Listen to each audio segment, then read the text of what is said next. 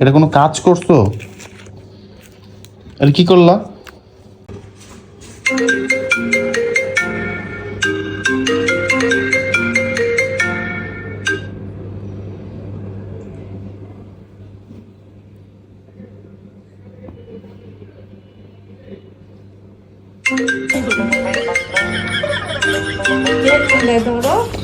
আরে না, এখন ফোন ধরবো না, এমনি ফোন দিচ্ছে।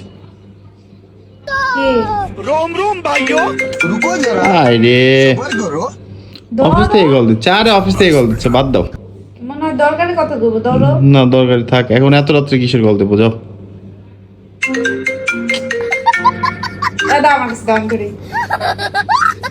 আরে না থাক, এত তোমার থাক, ধরতে হবে না। খারাপ লাগে না? আরে না থাক থাক, ধরতে হবে না। ধরতে হবে না কেন?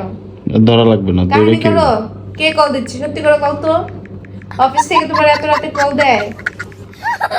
হ্যাঁ, আবার কার সাথে মেসেজ করো? কই কার সাথে মেসেজ করতেছি? মেসেজ কার সাথে করতেছো? কার সাথে মেসেজ করতেছি না।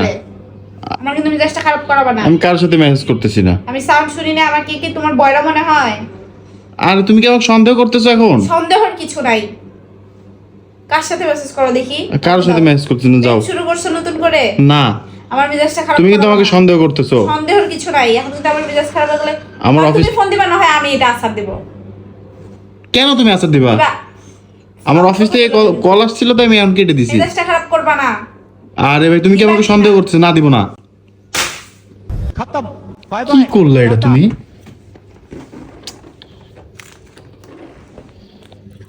এটা কোনো কাজ করছো? আর কি করলা? আমি এত সময় প্র্যাঙ্ক করতেছিলাম, এই দেখো কি করতেছিলাম, এই দেখো। এনে এনে এনে এই দেখ, এই দেখ, আমি জাস্ট এইখান থেকে তোকে এটা শোনাইছি। এই দেখ দেখ।